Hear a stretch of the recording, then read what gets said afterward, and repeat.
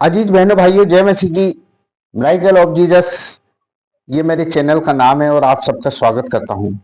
मित्रों, आज मैं आपके सामने बहुत ही एक प्रभावपूर्ण वचन लेकर आया हूं और इसके द्वारा हमारे जीवन में एक नया उत्साह, एक नया संचार उत्पन्न होगा। मित्रों, यहेजकेल की पुस्तक उसका 37वां अध्याय और एक पद से मैं पढ़ना आरंभ करूंगा। यहोवा की शक्ति मुझ पर, अब ये यहेजकेल कह रहा है, यहोवा की शक्ति मुझ पर हुई और वो मुझ में अपना आत्मा समाकर बाहर ले गया और मुझे तराई के बीच खड़ा कर दिया और तराई हड्डियों से भरी थी। तब उसने मुझसे के चारों ओर घुमाया और तराई की तरफ बहुत सी हड्डियां थी और बहुत सूखी थी। तब उसने मुझसे कहा, है मनुष्य के संतान, क्या ये हड्डियां जो जी सकती हैं, क्या ये हड्डियां जी सकती है? मैंने कहा, हे परमेश्वर, तू ही जानता है। तब उसने मुझसे कहा, इन हड्डियों से भविष्यवाणी करके कहे कि हे सूखी हड्डियों, यहोवा का वचन सुनो।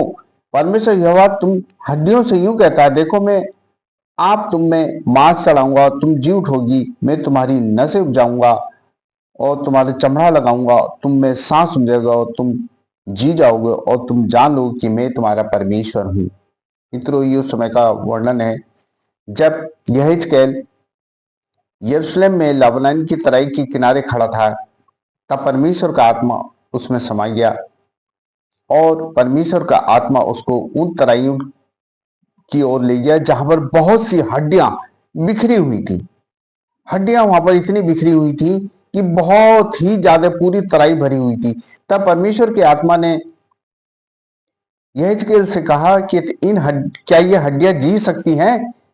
तब यहेजकेल ने कहा कि हे प्रभु, तू ही जानता है।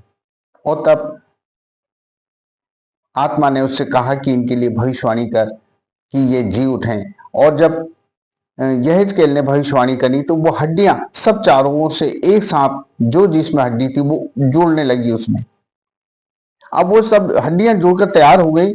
फिर आत्मा ने उससे कहा कि अब इनसे कहे कि सारा मांस और सारी नसें इसमें जुड़ जाएं, और सारा मांस और नसें उसमें जुड़ गई।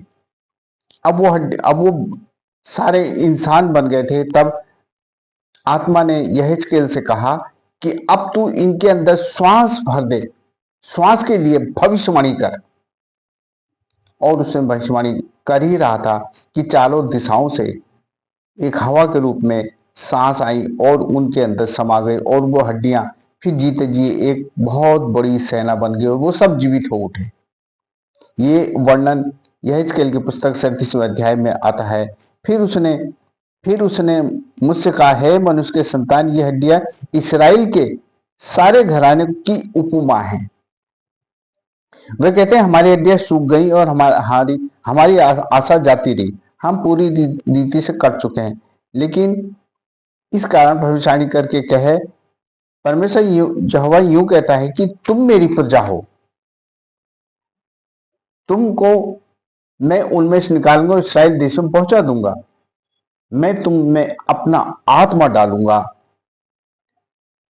और तुम जियोगे और तुम्हारे निज देश में मैं तुमको पहुंचा दूंगा। मित्रों, ये आज बहुत ही प्रेरणादायक वचन परमेश्वर ने हमको दिया है कि प्रभु हमारे जीवन में बड़े बड़े कार्य तो करता है, लेकिन जो असंभव कार्य है वो भी हमारी जिंदगी में करता है। लबनान की उन तराइयों में जो इसराइल में थी, हड्डियां पड़ी थी और परमेश्वर का आत्मा ने यहेजकेल से कहा, तू इन्हें जी के लिए भविष्यवाणी कर, वो जीवित उठेंगे। और वो जीवित हो गई और एक बहुत बड़ी सेना बन गई। मित्रों, आज प्रभु हमारे जीवन में भी कार्य करना चाहता है। हम चाहे कितनी परेशानी या मुसीबत में हो, फिर भी प्रभु कहता है, मत डरो, मैं हूं तुम्हारे साथ। उसने कहा, मैं तुमको जातियों में से निकाल लाऊंगा। मित्रों, आज क्या कहते हैं, हम लोग मसीही लोग अन्य जातियों में हैं, प्रभु से प्रेम करते हैं और डरते हैं अन्य जातियों से कि कोई हमको परेशानी या दुखी करेगा। लेकिन कोई बात नहीं, प्रभु हमारे साथ है। वो तो कहता है, मैं तुमको अन्य जातियों में से निकाल लाऊंगा।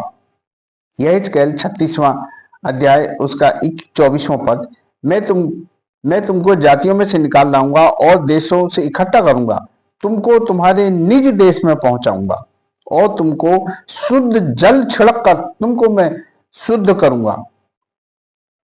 मैं तुमको नया मन दूंगा और तुम्हारे भीतर नई आत्मा उत्पन्न करूंगा। तुम्हारी देह में से पत्थर का हृदय निकालकर मोम का हृदय दूंगा। तब तुम जान पाओगे कि मैं तुम्हारा परमेश्वर यहोवा हूं। मित्रों, यदि हमारी जिंदगी में कोई भी परेशानी या दुख आता है तो हम परमेश्वर को स्मरण रखें और हमेशा उसमें बने रहें, क्योंकि वही हमारी जिंदगी है और हम उसके शरणागत हैं। हमारा परमेश्वर हमसे प्रेम करता है। मित्रों, आज हमारी जिंदगी में ये होता है कि हम अपने जिंदगी में जी तो रहे हैं, लेकिन हमारा आत्मिक जीवन प्रभु में बिल्कुल मजबूत होना चाहिए और प्रभु में बने रहना चाहिए, जिससे कि प्रभु हमको आत्मिक और शारीरिक दोनों आशीष से देता है। मित्रों, हम लोग क्या कहते हैं, अपनी इस जिंदगी में आर्थिक परेशानियों से जूझते हैं, लेकिन वो कहता है पहले तुम उसके राज्य पराक्रम की खोज करो तो ये सब वस्तुएं तुमको मिल जाएगी। अब ये राज्य पराक्रम में एक बड़ा भेद छिपा है, यानी कि हम लोग उसके में बने रहें और उसमें जो भी कार्य करें प्रार्थनाओं के द्वारा करें और अपनी दुआओं में प्रभु को स्मरण रखें और हमेशा दुआ करते रहें कि हे मेरे परमेश्वर, तू मेरे आत्मिक जीवन की रक्षा कर। हम सारा समय और सारा अपना तन मन जो है प्रभु में लगाए रहेंगे तो प्रभु हमारी मदद करता है। यदि हम किसी भी कार्य को आरंभ करते हैं कि प्रार्थनाओं के द्वारा और प्रभु में होकर करते हैं तो वो कार्य सफल होता है। मित्रों, यदि कोई बीमार या परेशान है तो वो प्रभु से प्रार्थना करें, क्योंकि प्रभु सूखी हड्डियों में भी जान डालता है। जैसे कि ये लबनोन की तराई में वो हड्डियां पड़ी थी और यहेजकेल से कहा था कि ये हड्डियां जीवित हो जाएंगी और वो जीवित हो गई। मित्रों, यदि कोई बीमार है या परेशान है तो प्रभु से प्रार्थना करें विश्वास के द्वारा और प्रभु उसकी आवाज को सुनेगा, क्योंकि प्रभु सुनने वाला परमेश्वर है। लेकिन हमारा ईमान और विश्वास उस पर ऐसा बना रहे कि उसको भावता हुआ हो तो प्रभु हमारी आवाज को सुनता है।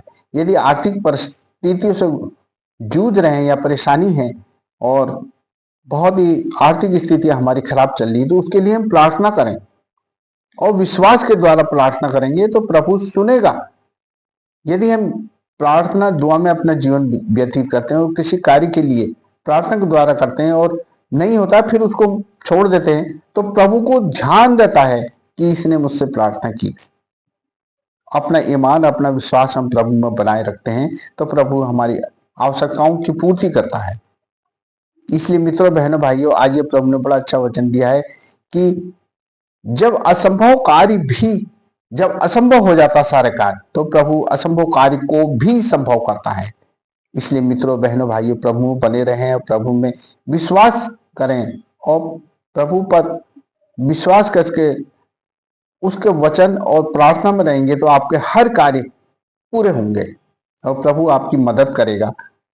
इसलिए प्रभु में बने रहो और प्रार्थना और दुआ में बने रहो तो प्रभु जरूर सुनेगा, क्योंकि प्रभु अपने लोग की मदद करता है।